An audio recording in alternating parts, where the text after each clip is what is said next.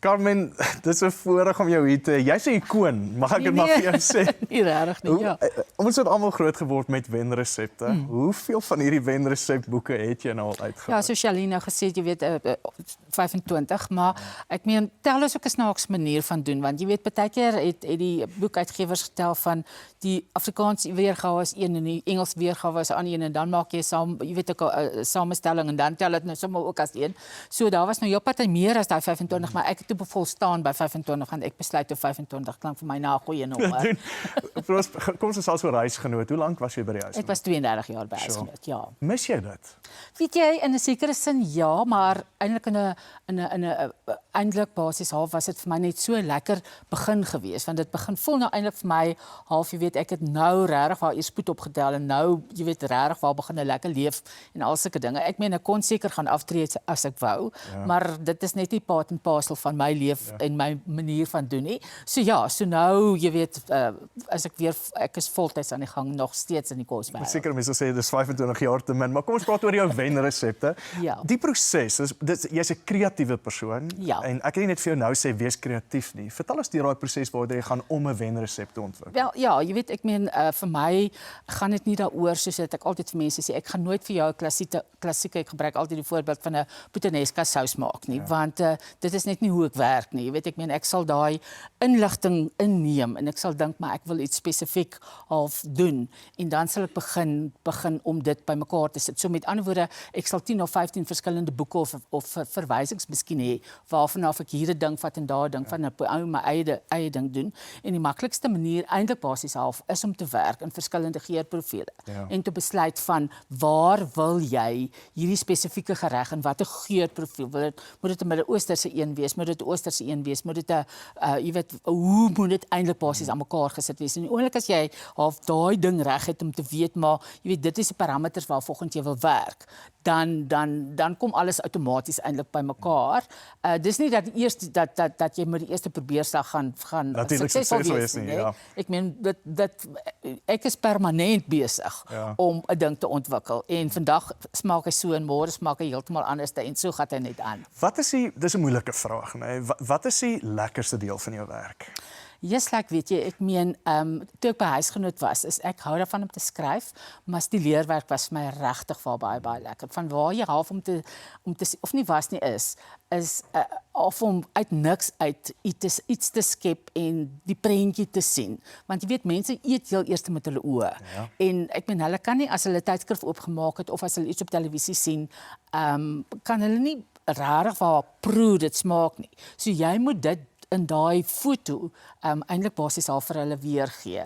So dit is vir my 'n baie lekker proses. Nou, ek dink in my restaurante waar ons resepte ontwikkel, en dit is baie korter as in jou wêreld, maar vertel ons 'n bietjie, wat is die werk wat ingaan om hierdie resepte te ontwikkel? Dit gebeur nie oornag nie, en hoe lank vat 'n kookboek nou eintlik om aan mekaar te sit? Jy sê 'n kookboek, ek meen met wenresepte het ek elke jaar 'n boek uitgebring. Maar wat lekker daar was, is die feit dat ons het die resepte wat ons toen by huisgenoot gebruik het ons dan in die boek gesit. So jy kon alles eintlik half dan nou net lekker by mekaar sit. Maar as jy begin van 'n resep van begin af ontwikkel en dan gaan jy deur die proses, jy ontwikkel daai resep en dis 1 of 2 of 3 keer, dan gaan skryf jy daai resep en jy gaan soek 'n lekker storie daarbey, want die punt is, jy weet, ek meen resepteboeke kan ook nie deesdae net weer meer wees dat dit 'n klomp resepte is wat bymekaar gesit en jy's klaar nie. Daar moet 'n lekker storie wees, daar moet mooi foto's wees, want mense, daar's so baie boeke daar buite. So hoekom gaan mense spesifiek jou boek wil kies? En as mens dink aan Instagram, maar ons gaan nog verder baie lekker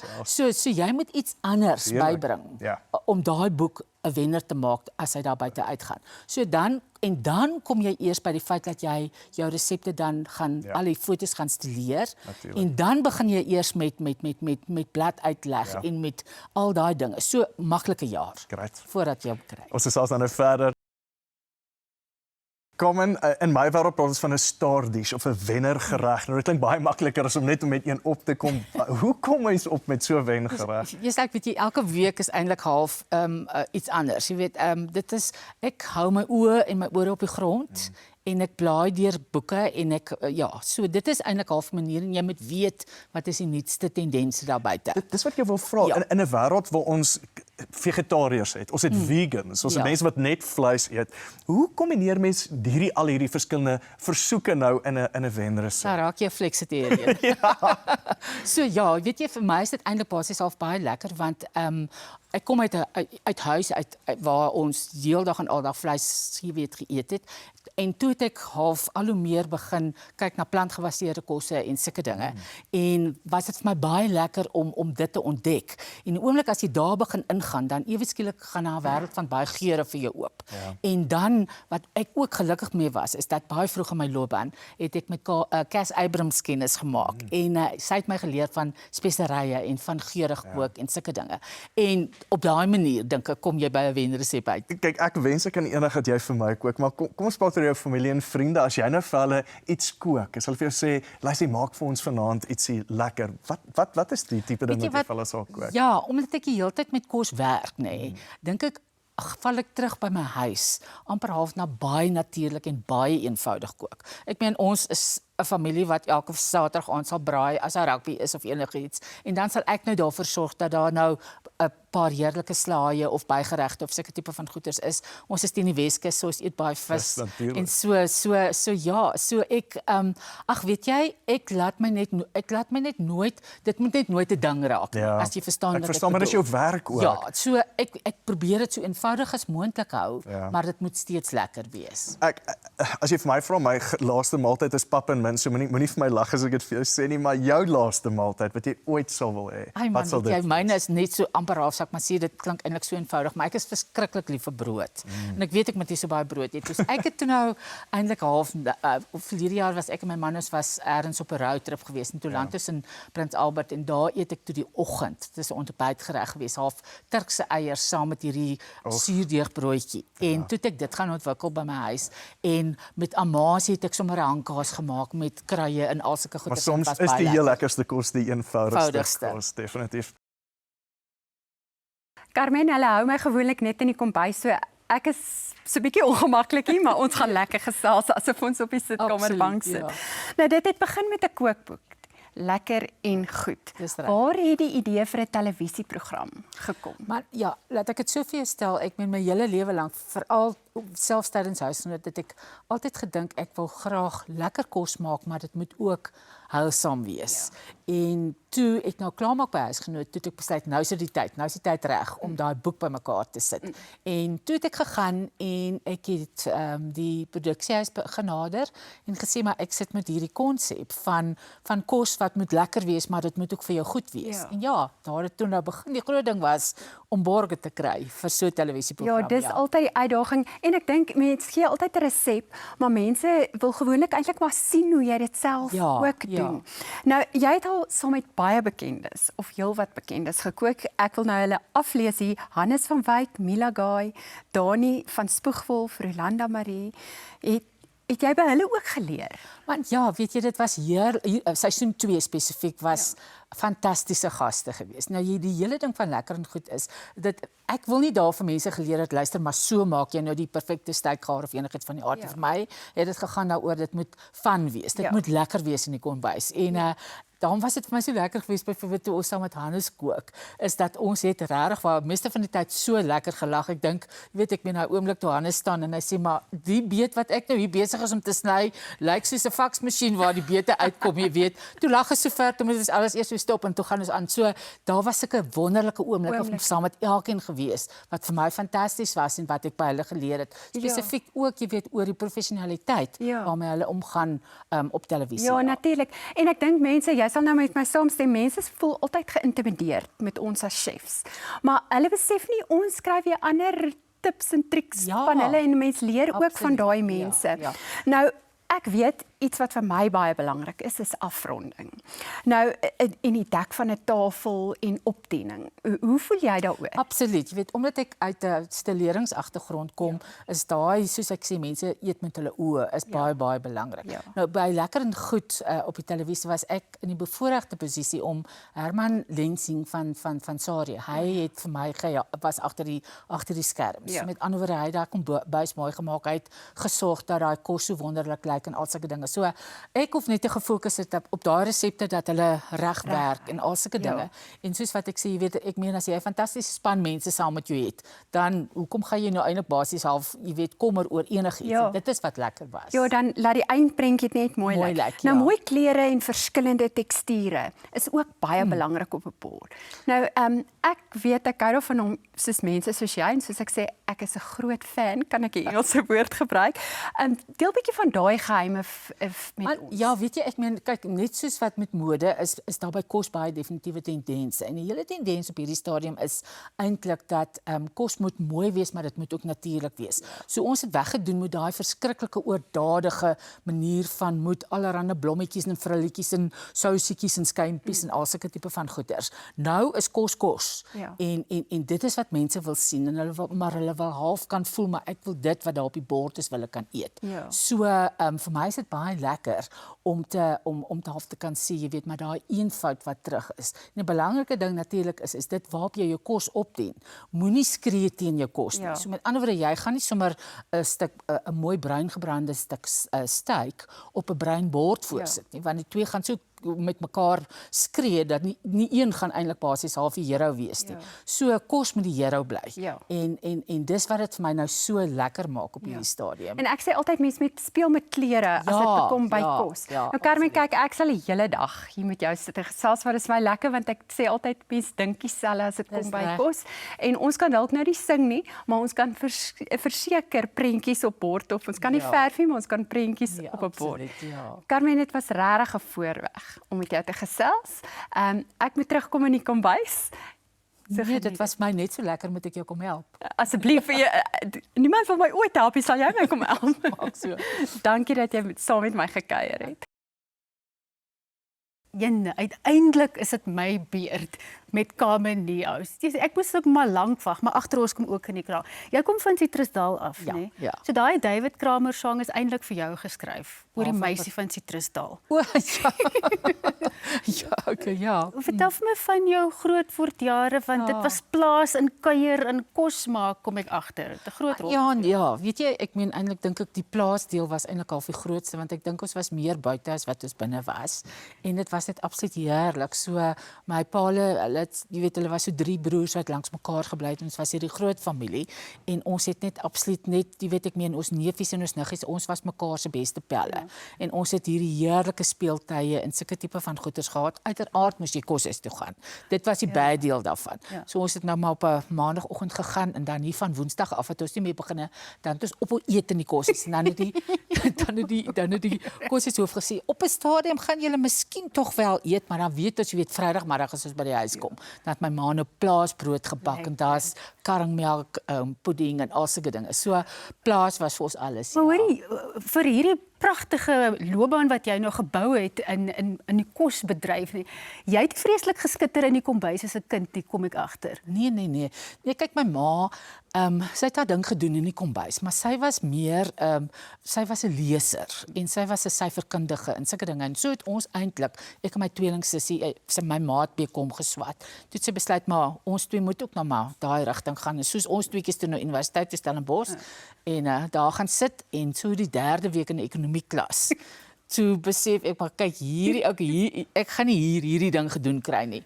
En toe staan ek daar na daai klas, toe staan ek op en toe is my neefies nou ook mos nou al op universiteit en ons is nou beste pels. En ek stap toe na een van hulle toe, ek sê nou gaan verander ons my kursus. Nou stap ons af, jy weet, ons gaan nou administrasie gebou toe.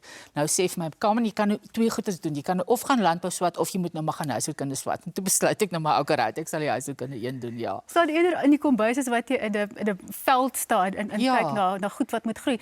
Maar hoor jy sê nou jy het van ekonomie afgeskuif huishoudkunde toe, maar dit is eintlik maar ekonomie in die kleine, want kos maak, dit is die plek waar jy die gouste sien. Absoluut. Hoe lyk die ekonomie van die huishouding eintlik? Ja. Het Ja, het jy van daai ingebring in jou loopbaan later by 'n huisgenoot, want jy moes tog maar mense leer om sakpas goed ook te kan doen. Ja, ek meen ons het 'n stadium op ding, sover ek nou kan onthou, jy weet ons gepraat van budget beaters, nou is die Engels wat nou ewe skielik wat het ons dit in Afrikaans genoem? Begrotingsvriendlik, ag nee, sakpasgeregte, ja. En dit was geweldig gewild, want ek meen ons het vir hulle uitgewerk presies van hoeveel gaan daar kom. Jy weet daai gereg vir hulle kos, ja.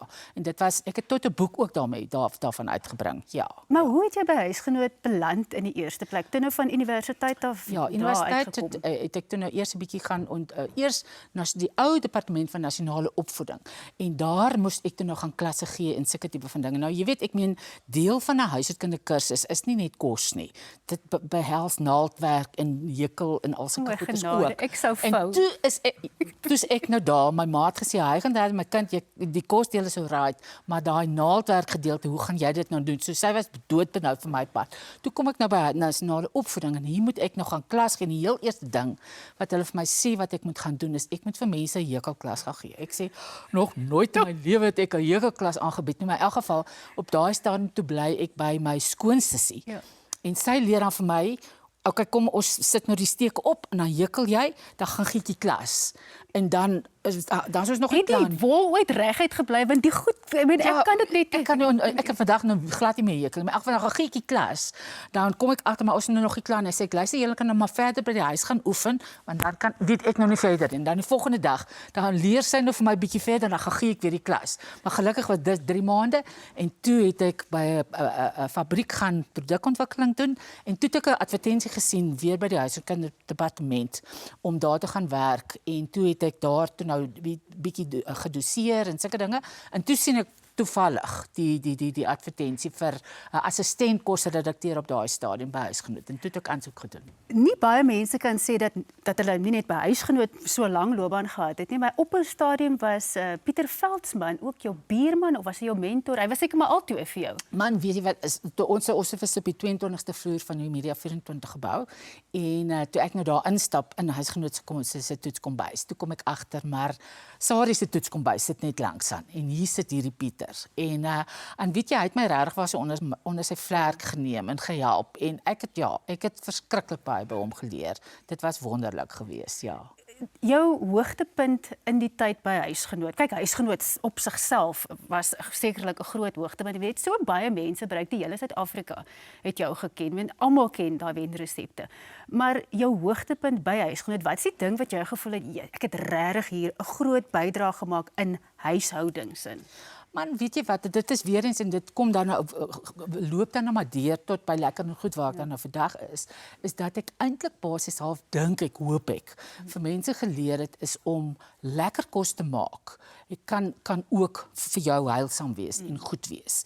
En dat jy hoef nie net met 'n spul suiker in room en botter en sulke tipe van goeders te kook om lekker te kan kook nie. Daar's ander maniere ook om kos lekker te maak. Jy is so passievol oor kos, maar mense kan dit sien. Ek kan regtig vars geskoor die hele dag met jou gesels.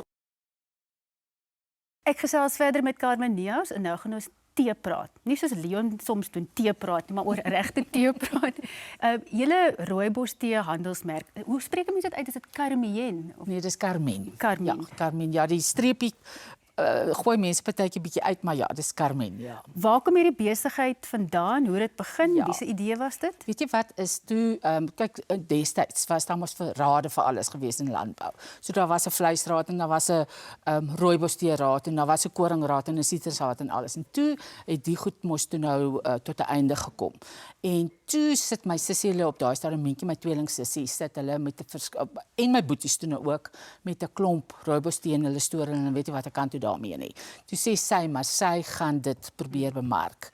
En daaruit is die ek is toe op daai stadium by huisgenoot en besluit is nou maar oukerat sal nou maak toe nou die naam wat Carmen is wat dan nou 'n samesmelting van my name is omdat ons tweeling is En ja, en toe sy daar met haar laptop hier oor see en het begin 'n tee smous. En dis hoe dit gebeur het, want Carmen op hierdie stadium is eintlik grootendeels 'n uitvoerder maatskappy. Ons verkoop baie meer tee oor see as wat ons in Suid-Afrika doen. Ja, maar hoekom is dit so gewild oor see en oral? Is dit die Dis like gesondheidsaantrekkingskrag daarvan? Maar ek dink rooibos tee en ek dink Carmen het in 'n groot mate half daarmee te doen gehad, het half hierdie oudtydse baadjie afgeskit. Dis nou baie jy is sommer baie in die mode en baie oulik as jy nou 'n koppie rooibos tee drink, juis omdat dit goed is vir jou omdat dit geen tannine in het nie, maar ook omdat dit lekker is. Jy weet die nuwe of soos wat rooibos tee deesdae gemaak het, dit is 'n baie gesofistikeerde drankie om te drink en dit het sy eie geurwiel en al sulke dinge. So rooibos tee is nie sommer net rooibos tee deesdae nie, absoluut nie. Nou jy praat nou van gesofistikeerd. Wat dink jy byvoorbeeld van rooibos espresso? Is dit 'n ja of 'n nee? Vir my absoluut ja. En ek geniet geweldig 'n chai rooibos espresso met daai addisionele geure van gemmer en van kaneel en al daai goed. Jy weet ek geniet dit geweldig baie. So ek is nou het so 'n tydjie gelede afgesê maar ek gaan nou op 'n koffie drink. Ek het dit toe so vir 2-3 maande gedoen. Nou is ek weer bietjie terug by koffie, maar as ek dan nou rooibos tee drink, dan is chai espresso. Dis my ding. Carmen, sorry amper sê ek noem ek jou 'n tee, Carmen. Jy het nou hierdie lang loopbaan met jouself op bepaalde oomblikke geherdefinieer. By huisgenoot en toe kom die vermaaklikheidsding by, die televisie en ek weet nou jy so half ek wil amper sê jy het amper 'n lewenstyl afrigter geword met dit. Moet nou nie verkeerd verstaan nie, maar omdat jy vir mense leer nie net hoe om met kos te werk nie, maar ook hoe om met mense te werk terwyl hulle met kos werk. Vind dit by jou aanklank wat ek sê? Ja, ek verstaan wat jy bedoel. Weet jy wat, want ek meen kos is tog die basis. Kos is die ding wat mense bymekaar bring. Ja, hele ding van om 'n tafel sit en eintlik basies half, jy weet, as jy lekker eet, dan kan jy lekker gesels ook. Ek meen maar dit het uit huis uit gekom. Ons het elke Sondag die hele familie, is sommer so 50 bymekaar, wat ook al. Nou, wat is dit? 50? Maklik 50 bymekaar of 30. Kom ons maak dit 30. 50 klink amper te veel. Maar elke Sondagmiddag saam geëet en also en dan het ons my paale het jy weet ekonomiese sake gesels. Hulle het gepraat oor die weer. Ja, en ons as kinders kon saam gesels. En dit jy weet en dit is wat die belangrike, ek dink dit het die basis gevorm, ja. Ja. Jy's ook nou nog besig met vreeslike klomp ander goed. Jy's ook nou besig om boerewors te proe. Is daar 'n bietjie rooibos in wat dit vir jou lekker maak? Ongelukkig is boerewors is basies dis mos een van die worse wat voorgeskryf word van wat mag in en wat nie. Rooibos is 'n deel daarvan, ja. So weet jy en ek meen ons is nou besig daarmee met te proe. En dit is vir my net elke keer na al die jare, ek proe dit nou al vir 35 jaar en om te sien dat met basiese bestanddele soos vark en bees en 'n bietjie vet en dan koljander en neutmuskaat en nakies en sout en peper. Wat is dit? 8 bestanddele. Dat jy so 'n wye verskeidenheid van geure kan kry. Dis net ondenkbaar. Nou jou lewe het ook verskriklike klomp geure behalwe vir al hierdie kos en goed en wonderlike dinge wat jy doen. Is jy ook 'n vreeslike oefenmens? Daai twee het ek nou nie bymekaar gebring het. Jy CrossFit nie. Hoekom doen jy dit? Doen jy dit vrywillig? Ek doen dit vrywillig omdat dit vir my weet jy wat, ek het oor die jare agtergekom van dat as ek nie oefen nie, dan ek sommer nie 'n lekker mens nie. Dan is ek baie sommer 'n grompie. So dit is my lekker en weet jy op lange baan is dis so lekker klomp mense bymekaar. Ons heel en gaan aan en alsoos oefen baie hard. Ek sê vir jou, is oefen baie hard. Hoeveel jy kompetisie? Man, daar's nou so 'n kompetisie aan die gang, maar ek het nou besluit maar ek dink ek gaan nou ek gaan nou sê maar ek het nie nou tyd om op te doen nie wat ek kan tot nou nog toe nog 'n pull-up doen nie en al sulke tipe van goeders, maar in elk geval maar ek probeer. Ja. Carmen, dit was regtig wonderlik om jou hier te. Ekskuus, dan doen ek dit nou weer. Carmen, dit was regtig wonderlik om jou hier te hê en al die wonderlike goed wat jy bereik het in jou lewe en jy bly so borrelend en entoesiasties en wens jou net alle sukses toe. Baie dankie. Dit was heerlik om hier te wees. Baie dankie dat jy my genooi het.